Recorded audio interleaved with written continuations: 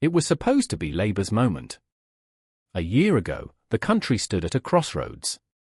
14 years of Conservative rule had left Britain fractured, politically, economically, socially. Then came the promise. Keir Starmer stood before the nation and declared, "We will rebuild Britain. We will restore trust. A new era begins." And Britain believed him. The headlines called it a new dawn. Voters, from Liverpool to Leeds, from Sunderland to Swindon, spoke of hope, competence, and a sense that finally, things might be turning around. Labour stormed into power with a historic majority. Even skeptics admitted, Starmer may not inspire, but he's steady, and maybe that's what we need. But today, that hope is fading fast. 1 year on, and Britain finds itself asking, where is the leadership? Why are Labour's own MPs in open rebellion? Why are mayors defying Westminster? Why does it feel like Labour is already falling apart? From quiet murmurs to front-page headlines, the question is no longer if Labour is struggling, but how bad the internal chaos has become. When Labour took office, the public expected realism, not revolution. No one expected miracles overnight. But what they did expect was stability, clarity, and direction. Instead, they got confusion in policy, panic in Parliament, and rising anger on the ground. Fuel payments slashed, welfare rules redrawn, MPs breaking ranks, mayors publicly rebuking party leadership. And the response from number 10? Silence. Or worse, spin. That's how one senior Labour mayor described it. Not the Tories. Not the media. Their own people. Regional leaders are frustrated. Backbench MPs are restless. Starmer's inner circle is shrinking, paranoid, and defensive. What began as a government of competence now feels like a government in hiding. Poll after poll shows the same trend. Trust in Starmer is plummeting. Support for Labour is softening. And Nigel Farage Reform UK? Gaining ground, fast. The irony is cruel. Labour came to power on a promise to end chaos. Today, more and more voters say they see more chaos than ever. And it's not just policy failures. It's tone. It's direction. It's the growing belief that no one is truly in charge. This past year, Labour's biggest enemy hasn't been the opposition, it's been itself. 1 week, a policy is announced with conviction. The next, it's watered down. By week 3, it's abandoned altogether. Pensioners who voted Labour feel betrayed. Low-income families are facing more bureaucracy, not less. And business leaders, the very people Starmer worked so hard to court, now complain of uncertainty and lack of vision. This isn't just turbulence. This is a warning. History tells us, governments don't fall because of a single scandal, they crumble under accumulated mismanagement, disconnected leadership, and fractured alliances. And right now, Labour is ticking all 3 boxes. What was meant to be a calm, professional government is now fighting fires on every front. Before we dive deeper into the heart of the Labour breakdown, tap like if you believe accountability matters. Subscribe to Echo Britain for real political storytelling, not filtered spin. Comment below. Is Labour already breaking apart? Or is the media overblowing the cracks? This is just the beginning. In the next scene, we dive into the frontline rebellion. Regional mayors versus Starmer, who's really in charge of Britain now? The friction between local power and central control has never been more visible. Mayors from Manchester, Liverpool, West Yorkshire, and the West Midlands, once proud to stand behind the Labour banner, are now pushing back. Publicly. Fiercely. And with growing support from their constituents. These aren't ideological opponents. They are Labour's own. Veterans of the grassroots. Leaders of the local communities that handed Keir Starmer his victory on a silver platter. And now, they're accusing him of betrayal. The claims are serious. Broken promises on housing. Delayed funding for transport infrastructure. Silence on devolved climate strategy. Inside closed meetings, the tension is thick. Mayors report being talked down to. One described the government's approach as London first, and the rest can wait. Some councils have even threatened to act without central approval, diverting funds, making local decisions autonomously, and publicly distancing themselves from national party messaging. This isn't political theatre. It's open defiance. Just months into Labour's term, the movement that brought them to power is now shaking its foundations. These local leaders aren't challenging the ideology, they're challenging the arrogance of a leadership that, in their view, stopped listening the moment they won. The people who rebuilt trust in red wall constituencies, who knocked on doors, who rebuilt shattered Labour networks after years of Tory rule, are now watching projects they promised fall apart. Train stations left unfunded. Housing projects delayed. Youth programs abandoned. And who gets blamed? Not the mayors. Not the councils. Not the local MPs. The blame flows in one direction, upward. To Starmer. To Westminster. To the suits behind the strategy desk who think controlling the message is more important than delivering the substance. This kind of regional revolt isn't just inconvenient, it's dangerous. Because in Britain's post-Brexit, post-austerity political landscape, local power matters more than ever. These mayors aren't just administrators. They're symbols of trust. They're proof to voters that Labour can work on the ground, where it counts. Undermining them, ignoring them, or overruling them doesn't just hurt internal party cohesion, it damages Labour's entire claim to being a party of the people. There's another danger, the message it sends to the voters. When regional leaders publicly criticise their own government, it tells the public one thing: even those inside the party don't believe it's working. That's a perception nightmare. And it's a gift to the opposition. While the Conservatives remain scattered and Reform UK continues its rise, Labour's inability to keep its own house in order is exactly the kind of instability that turns floating voters into protest voters. Into Farage voters.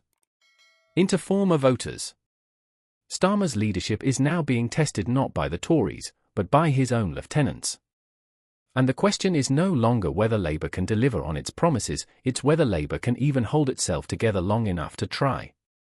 So what happens next? If Starmer clamps down, he risks looking authoritarian. If he concedes, he looks weak. If he does nothing, the chaos grows. And the mayors? They're not backing down. They found something rare in politics, moral authority. And they're using it. For now, their loyalty to the Labour name holds. But the loyalty to the leadership? That's evaporating fast. The unity that brought Labour into power has fractured. And the cracks are spreading outward, fast. In the next part, we'll head inside Parliament, where the rebellion deepens. MPs are speaking out. Factions are forming. And whispers of internal coups are no longer whispers. The storm isn't coming. It's already here. Inside Westminster, the tension is no longer whispered in corridors. It's loud. It's public. And it's boiling over. Labour's backbenchers, the very foundation of its parliamentary machine, are beginning to push back, and not just with quiet complaints. They're walking out of votes. They're giving off-the-record briefings to journalists. And some are even preparing leadership alternatives, just in case the centre collapses. The tipping point? Welfare reform. It was meant to be a key part of Labour's economic agenda, a demonstration of fiscal discipline and compassion balanced together. But when the details emerged, dozens of MPs were stunned. The proposed restrictions on universal credit claimants. The harsh assessments for disability benefits. The silence on housing benefit increases. One by one, MPs began to speak out.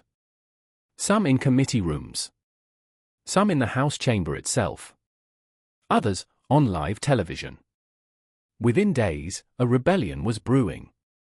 Whips scrambled to contain it. Concessions were whispered. Meetings were held behind closed doors. But the numbers were growing, fast. By the time the vote came, more than 40 Labour MPs refused to support the bill. Others abstained silently, knowing full well what message they were sending. The government survived, barely. But the damage was done. The media called it a crack in the dam.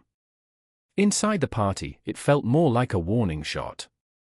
Because this wasn't a revolt from the hard left or ideological radicals. These were centrist, pragmatic MPs, the kind who normally back the leadership without question. Now, they're raising eyebrows. And raising doubts. Some are even forming informal groups, dining together, coordinating their press lines, and, crucially, planning for a post-Starmer era, should it come sooner than expected. And they're not alone. Shadow ministers have begun resigning quietly. Senior aides are updating their CVs.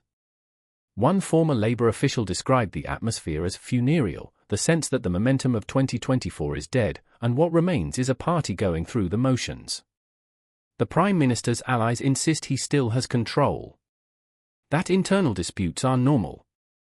That unity will return once the economy improves. But behind that optimism lies a cold political reality. Starmer is polling worse than the party itself.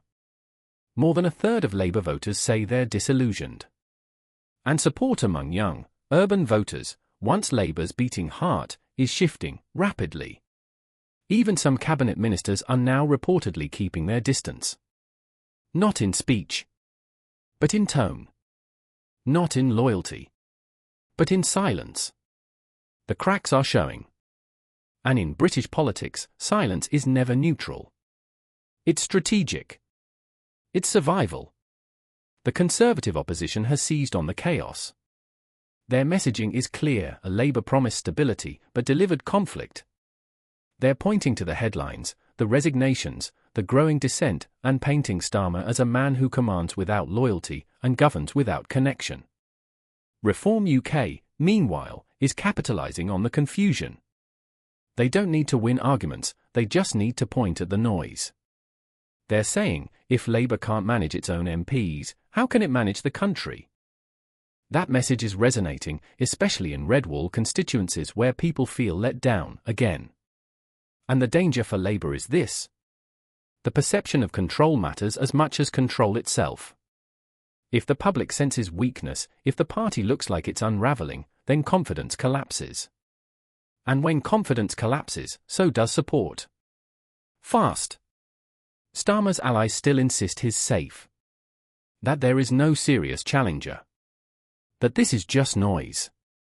But in the history of British politics, downfall often begins with denial. Today, Labour's parliamentary machine is grinding, hesitating, fracturing. What comes next? That depends on what happens behind those closed doors. The dinner meetings. The WhatsApp groups. The late-night calls between MPs who no longer trust the centre to hold. It depends on whether Starmer adapts or isolates. Whether he listens or doubles down. Because the backbenchers are watching. Waiting. And they're getting louder. In the next scene, we leave Westminster and turn to the voters themselves, those who placed their faith in Labour and now feel abandoned. The question is no longer whether the party is breaking apart. The question is, how many millions are walking away with it? They believed. They voted. And now, they wait. Across Britain, from industrial towns in the north to coastal communities in the south, the air feels heavy, not just with disappointment, but with something deeper. A sense of betrayal. Labour swept into power with the promise of a fairer Britain. The working class, long neglected, long dismissed, finally felt seen again. There was talk of regional investment, job creation, affordable housing, support for families, dignity for pensioners. But now? Bills are rising. Promises are vanishing. And trust is cracking. In places like Sunderland, Wigan, Barnsley, voters speak in hushed tones, not of anger, but of regret. I thought they'd fix it, one pensioner says, staring at her fuel bill. I thought Labour stood for people like me. In Nottingham, a single mother now forced to reapply for disability support under harsher rules says. I voted Labour to escape the Tories. I didn't expect Labour to turn into them. That's the core of the crisis. It's not about what Labour promised, it's about how quickly they abandoned those promises once in power. Small businesses feel it too. In Birmingham, a shop owner who supported Labour for the first time says, "I expected support, tax relief, lower costs, something. But what did I get? More paperwork. More silence." And in London, where renters hoped for bold housing reforms, the reality has been brutal. Evictions continue. Rents skyrocket. And Labour's answer? A consultation. Consultation doesn't pay rent. Consultation doesn't stop landlords from hiking prices. Consultation feels like a delay tactic, and voters know it.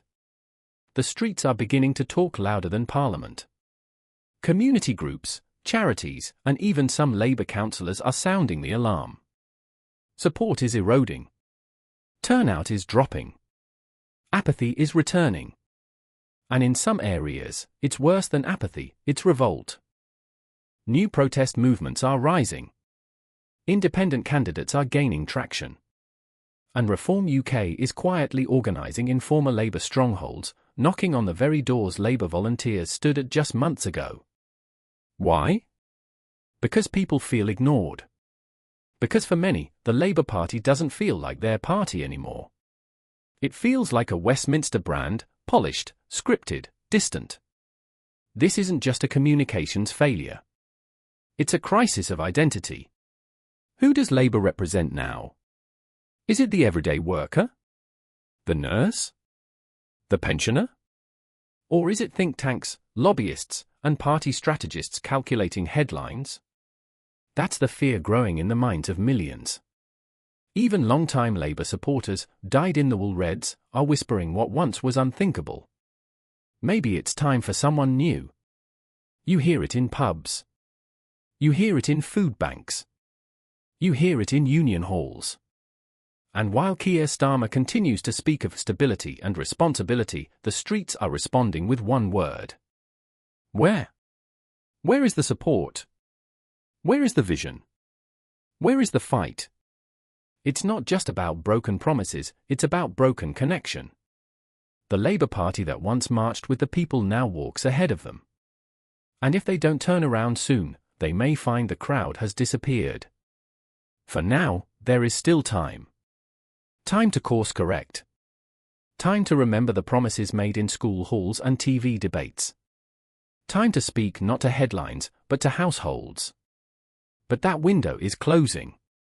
Every day that passes without bold action, without honesty, without humility, is a day lost. A day where another voter quietly walks away. And here's the truth Labour must confront. It's far easier to win power than it is to keep belief. In the next scene, we look ahead to what could happen if this crisis continues. Could Labour lose the next election? Or worse? Could they lose the country? What happens if this continues? It's the question being whispered in political offices, in media green rooms, and around kitchen tables across the country. Because what began as whispers of dysfunction inside Labour has now become a roar of uncertainty about Britain's political future itself. The cracks are no longer hidden. They are visible. They are spreading. And if Labour can't stop them soon, the consequences could be seismic. If Labour continues to unravel from within, with regional mayors rebelling, backbenchers plotting, and voters walking away, the next general election could turn into a punishment vote. Not a referendum on Labour's vision, but a reckoning for its failures. And in that vacuum, two forces wait patiently. A Conservative Party desperate to regain relevance. And a Reform UK movement growing bolder by the week. Already, polling shows Reform gaining ground in red wall constituencies. In seats where Labour once triumphed by double digits, the margins are shrinking. And the irony? It's Labour's broken promises, not Tory policies, fueling the fire. Disillusioned voters aren't necessarily embracing the far right. They're just sick of being let down. And they're willing to take risks. In a political climate this volatile, one swing, one scandal, could shift dozens of seats overnight. Starmer's team knows this.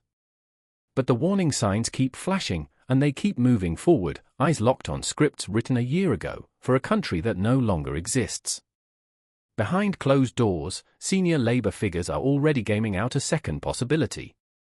Leadership change. Not now. Not publicly. But quietly, methodically, in case the polls get worse.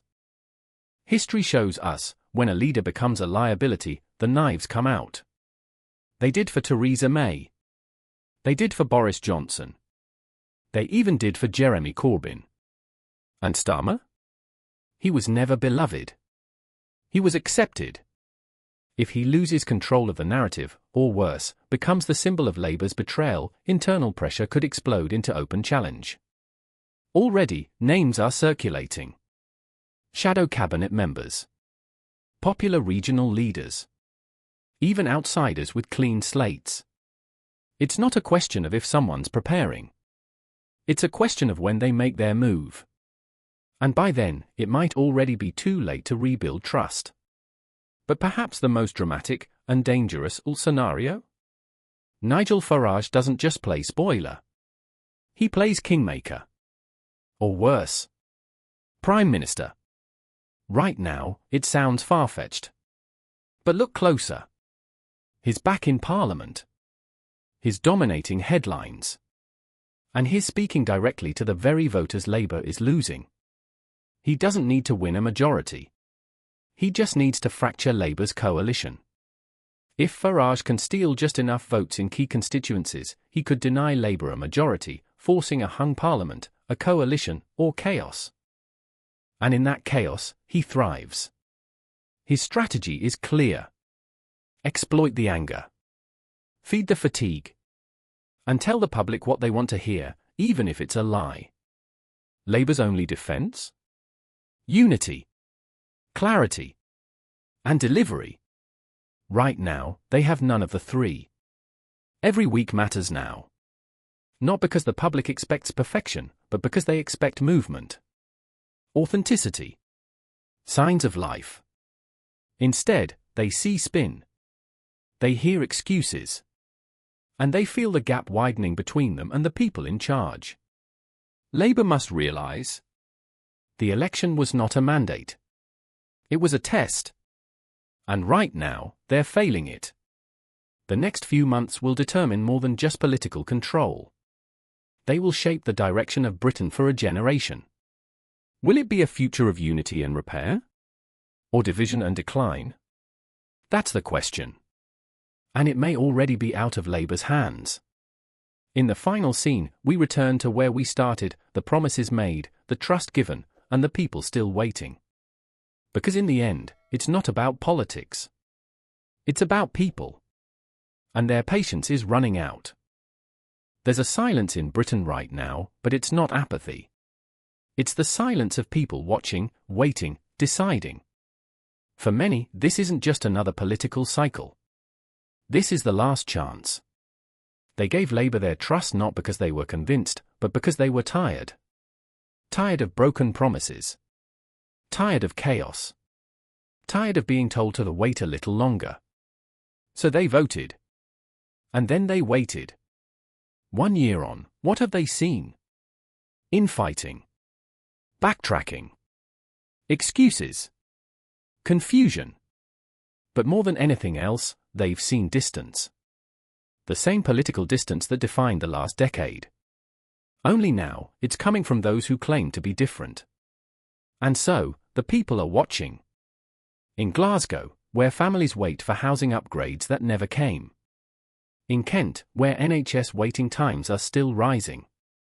In Blackpool, where the promised regeneration remains a PowerPoint slide.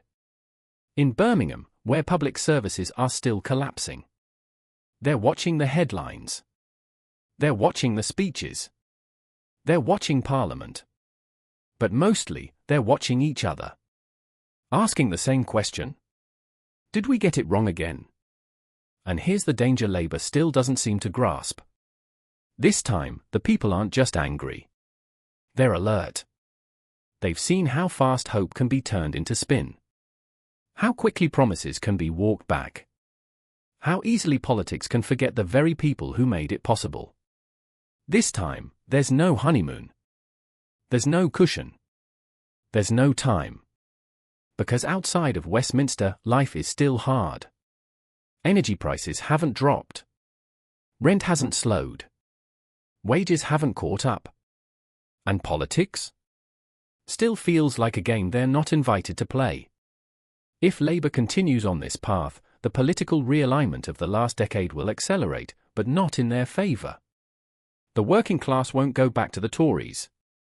They won't all flock to Farage. But they will walk away. From Labour. From voting. From believing. And that is the greatest danger of all. Not losing power. But losing faith. Permanently. So what now? That answer doesn't lie in party manifestos. It doesn't lie in crisis communications or reshuffles. It lies in the mirror. Labour must ask itself, right now, before it's too late. Who are we really serving? Who are we listening to? And are we still the party of working people, or just the party of winning elections? Because the people are no longer waiting for speeches. They're waiting for change. Real change. The kind that can be felt on a pay slip. On a rent receipt. In a school. At a food bank. They're waiting, but not for long. And if Labour doesn't deliver, truly, honestly, urgently, they will not be forgiven. Not again. Not this time. We close this documentary with a simple truth. Power is not a reward. It's a responsibility. And right now, the people who gave Labour that power are wondering. Was it a mistake? If you felt this message, tap like to amplify it. Share this video with someone who still believes in accountability. Comment below, has Labour already lost your trust? Or do you think there's still time to change course? And above all, subscribe to Echo Britain for real stories, real voices, and real truth. Because the people are watching. And we are too.